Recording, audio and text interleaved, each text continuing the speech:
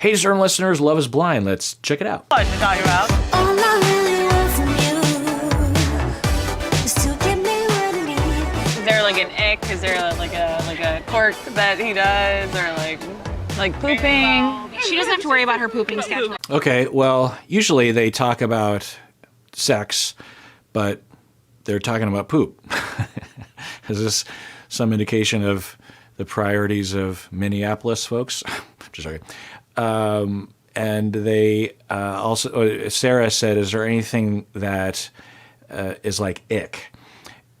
I don't think she said, give me the ick. Let's rewind that. Just to give me what I need. Is there like an ick? Is there an ick? That's, I think, a much lesser severe statement than is he giving you the ick, right? There's a difference between having an ick versus the ick, right? Which I've talked about before. You know, there's nothing wrong with not feeling it about someone and even being repulsed by someone.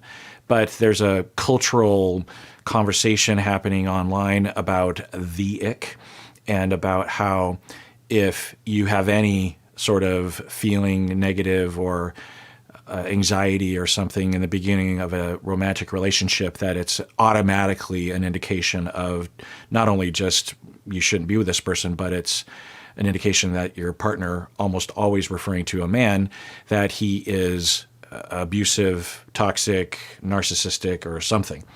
Yeah, I'm going a little far with that, but that's generally the way that or a predator actually is another word for it. So now, might someone have the ick and a gut feeling, and it is based on things that is understandably repulsive and concerning? Yeah. Might even someone have a faint gut feeling, and then it turns out that it can be at least attributed to the subconscious picking up on of indicators of someone and their predator nature? Yeah, that can happen.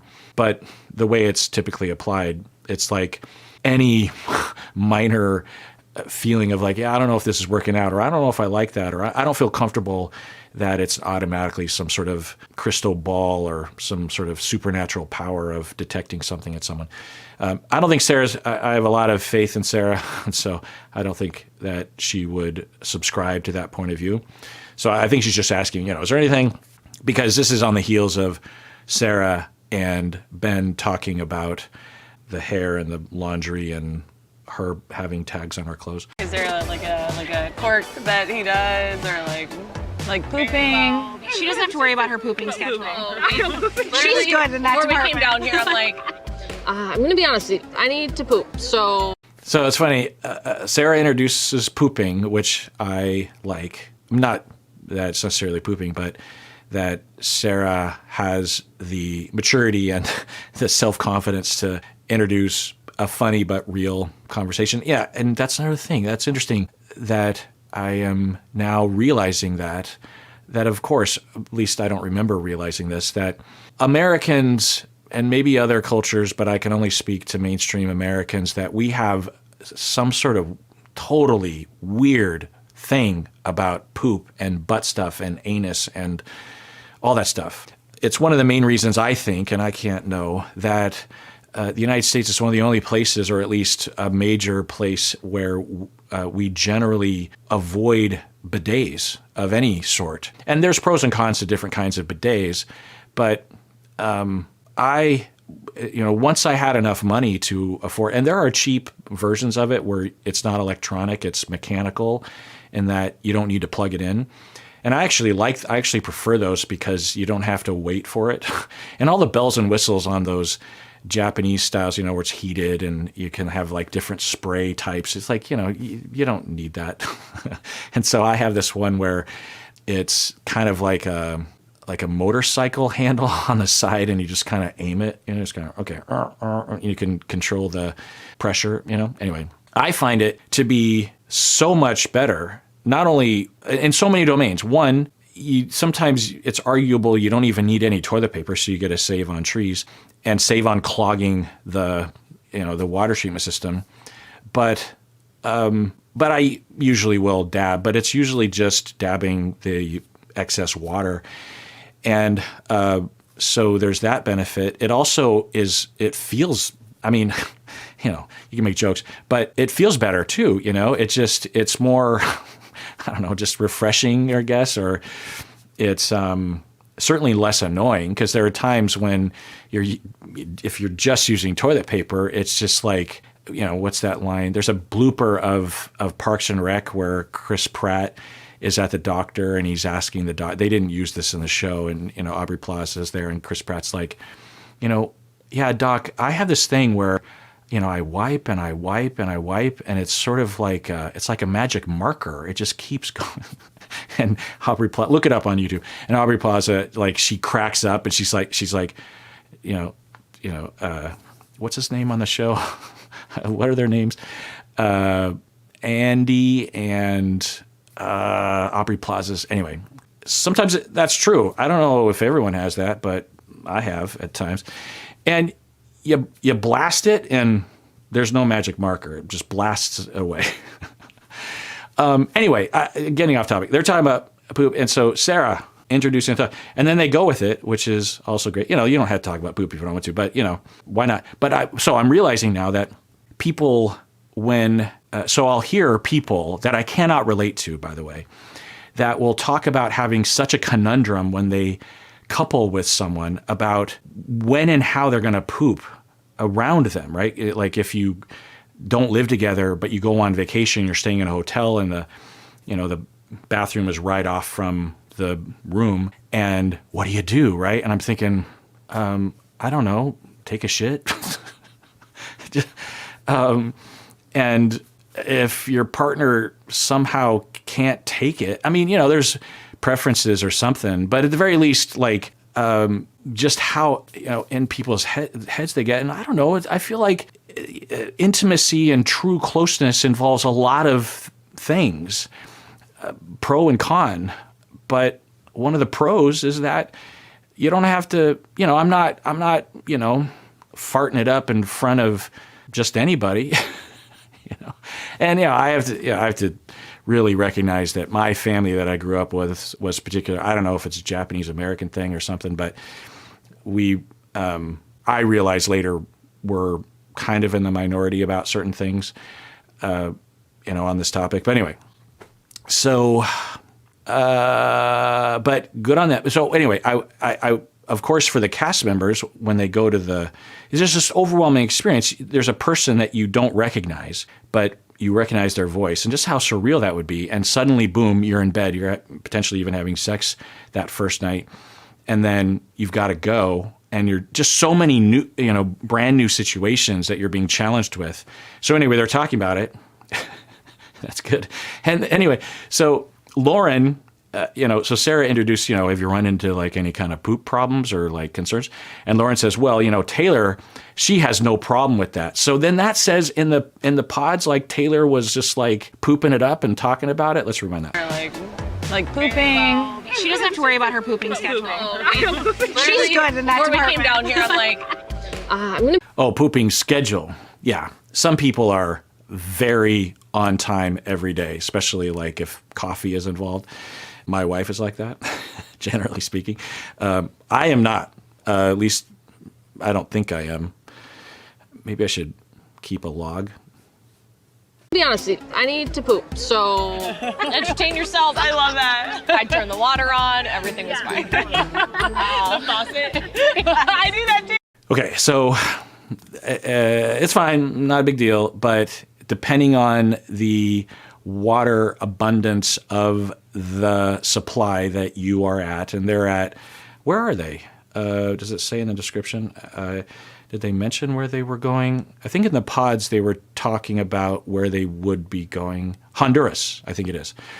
So I don't know what the water supply is like in Honduras, but generally speaking, if you don't know, especially wasting all that water.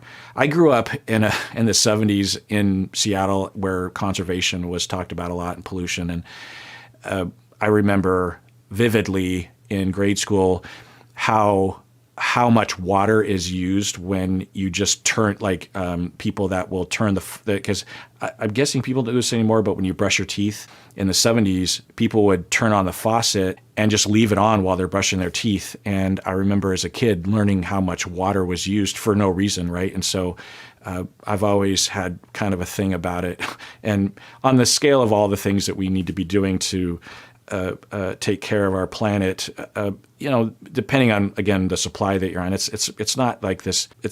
I wouldn't put it at the top of their priority. The top of their priority is methane and carbon dioxide going into the atmosphere. That is by far the most immediate concern, in my opinion. Of course, it's hard to know exactly, but that's a big deal. Anyway, so there are other things you can do. If you want to mask the sound, the fan, especially in hotels, those fans are like industrial grade sometimes because they don't want mold building up in the bathrooms. But also there are white noise machines, and especially if you bring in your Bluetooth speaker, why not just do that? Or turn on your phone and just watch a YouTube video, maybe even one of my videos, and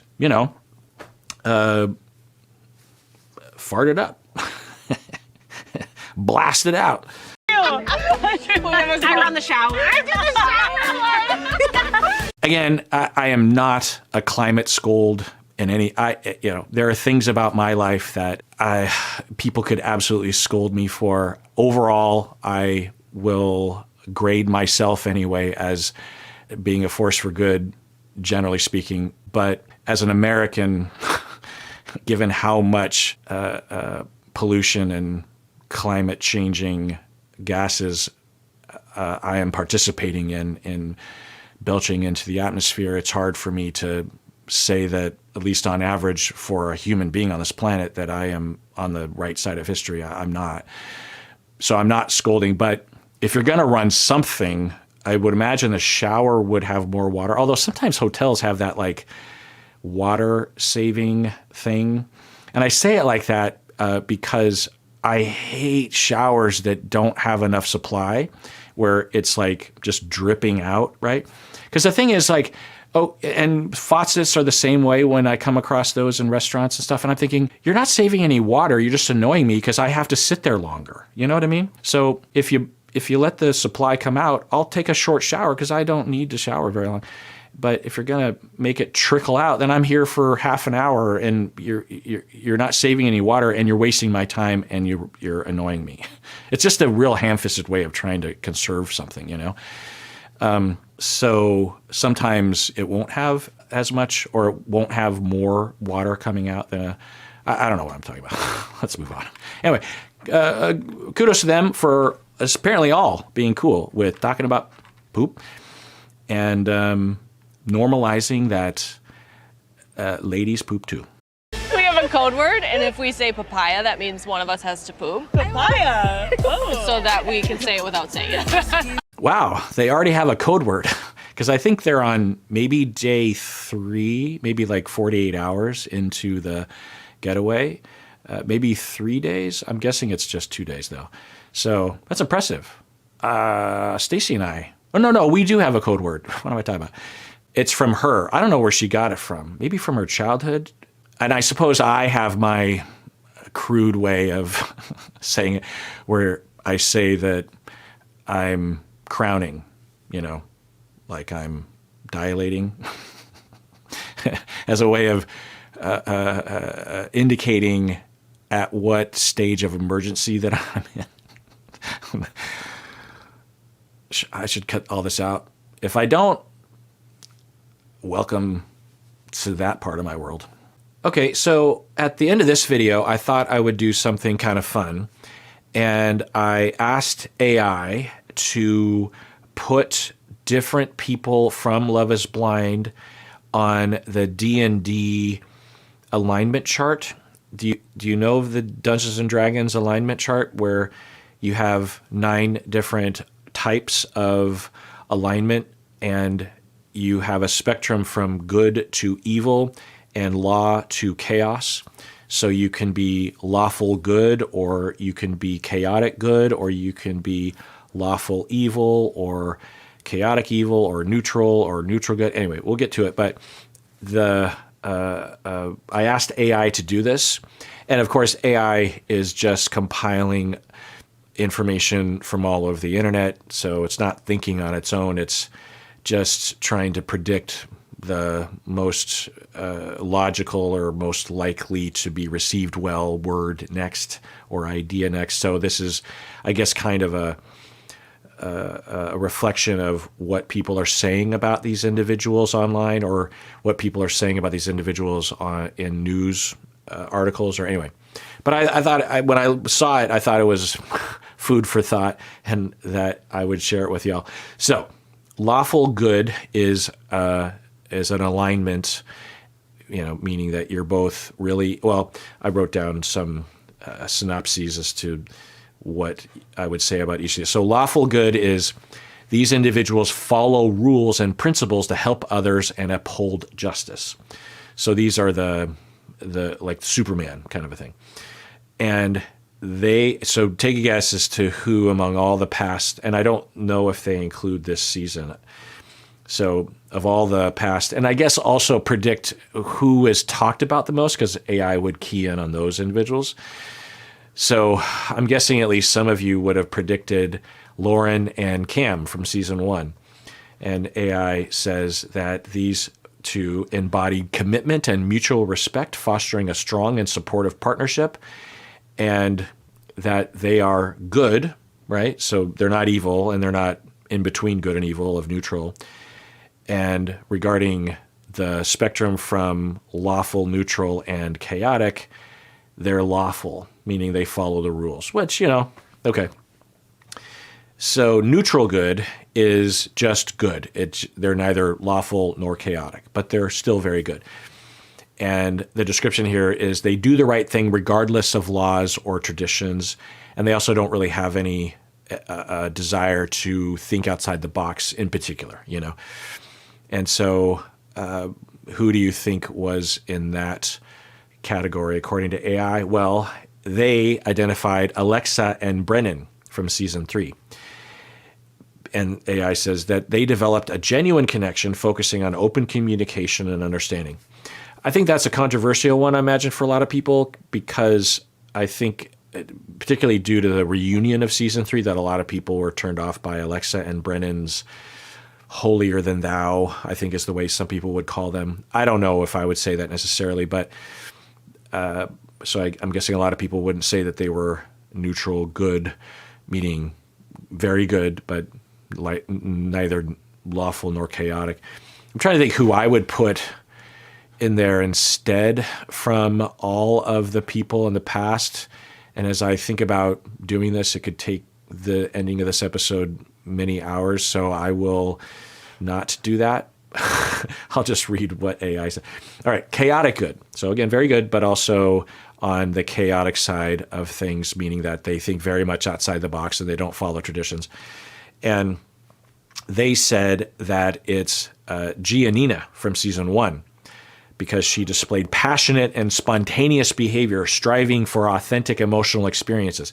Yeah, definitely, if we're looking in the Dungeons and Dragons spectrum between lawful and chaotic, then I would say Giannina would be in the chaotic side. And it's not a bad thing to be chaotic. It's just, again, you're not really following, you're not mindful of tradition and fitting in and all that kind of stuff.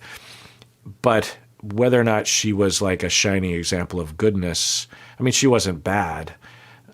And I don't have anyone off the top of my head that I would put in her place. But yeah, and there wasn't anything bad about her that I can remember. Anyway, lawful neutral. So these people value structure, law, and order above personal morality. So they're neither good nor bad, good nor evil, but they really love the law. And so AI says that Barnett from season 1, because he approached relationships with a structured mindset, adhering to his personal principles. That's interesting.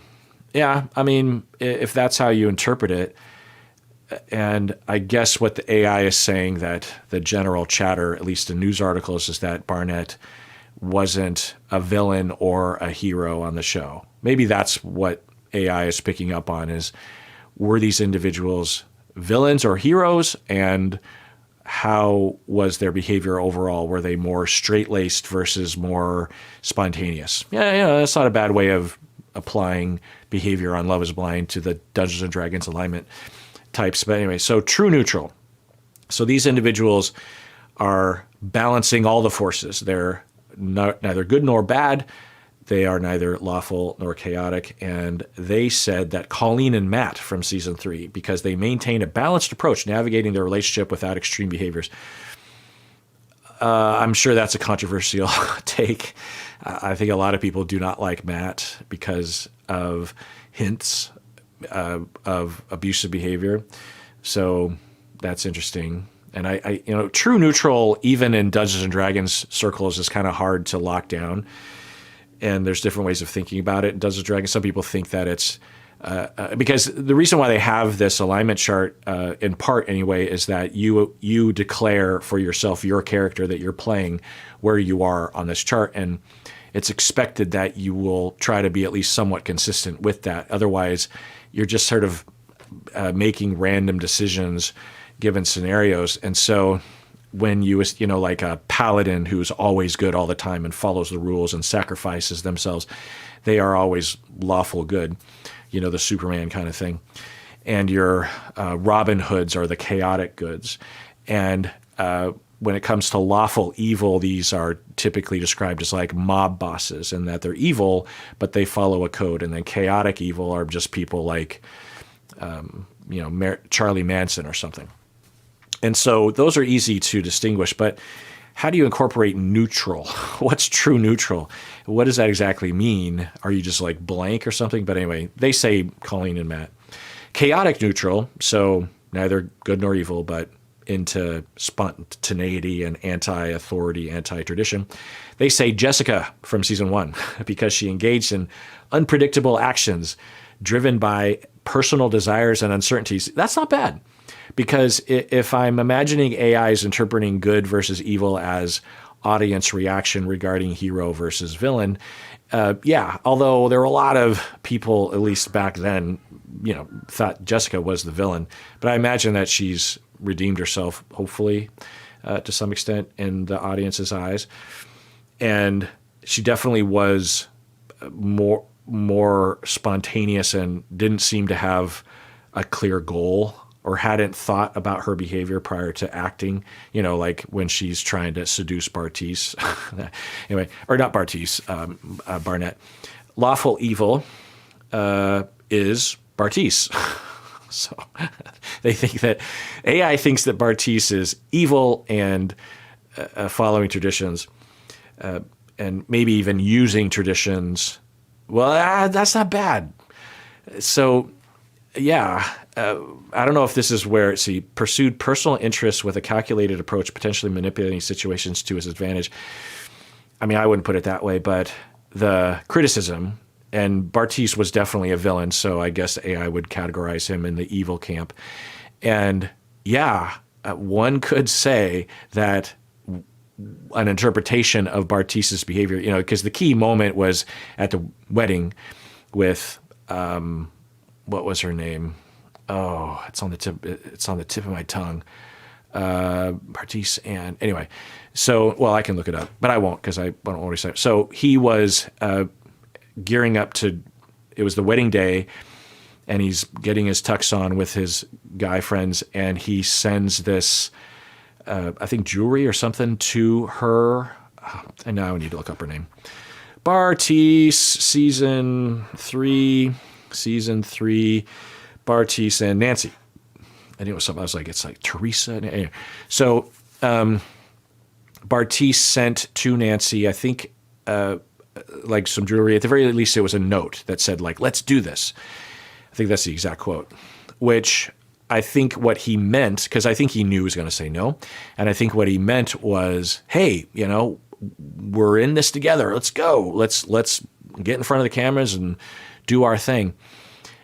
It would be easy for Nancy to interpret that and other things that he had done up to that point, or an omission of things that he could have done prior, that he was definitely going to say yes at the altar, and then he says no. And he seemed pretty sure of the no. And then when he was talking with her after the altar, all that stuff. And so one could interpret all that as, okay, Bartice, you misled her and set her up for even a greater fall. And sure, you followed the rules of Love is Blind, which is to not reveal that. You're instructed or highly suggested to not do that. So, okay, you followed the rules, but it wasn't a good thing. And, that's one way of looking at it, right? I don't necessarily fault people, particularly back then in the early seasons of doing that, because it was a new show and the culture of what was an option. Like that season was when Cole and Zenib seemingly had a conversation, and I believe that they did.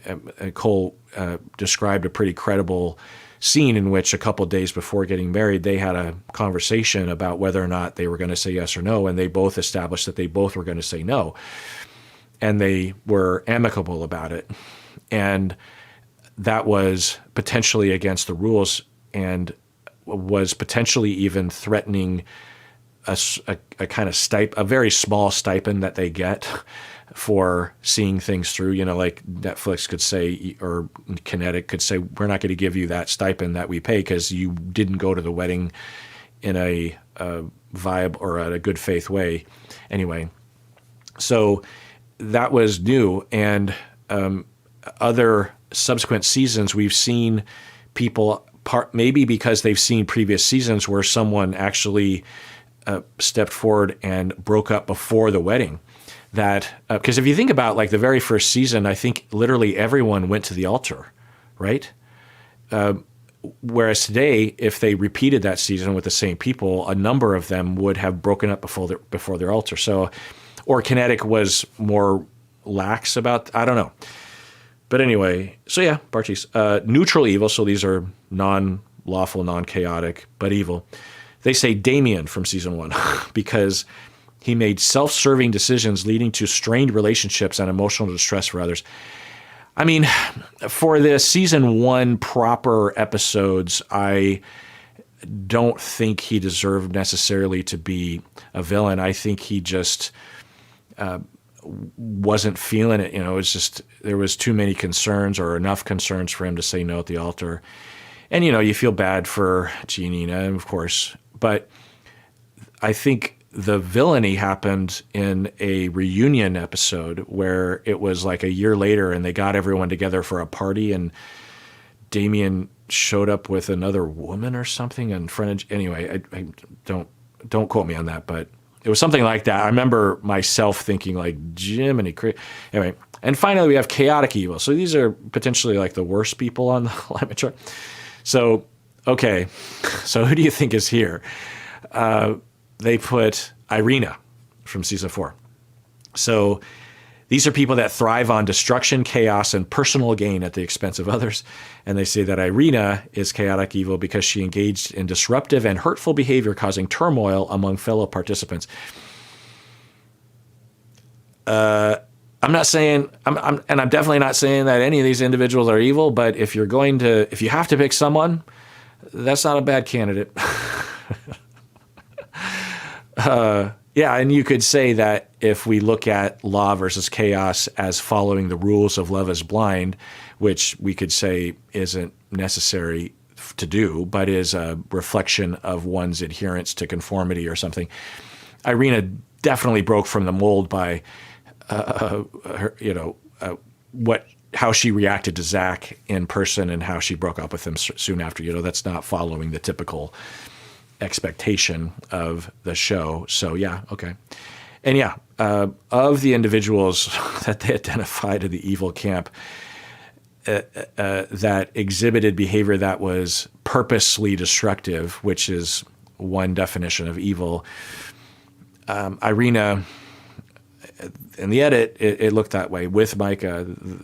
Especially their ridicule of Amber. I'll just never forget that. Some of you might wish that I did. Particularly Irina and Micah would wish that I would forget that. It's unforgettable. and unforgivable, really. Well, it's forgivable. And Irina did apologize. It was brief, but it was there. Micah didn't. I don't even think they asked Micah to, at least in the edit of the reunion.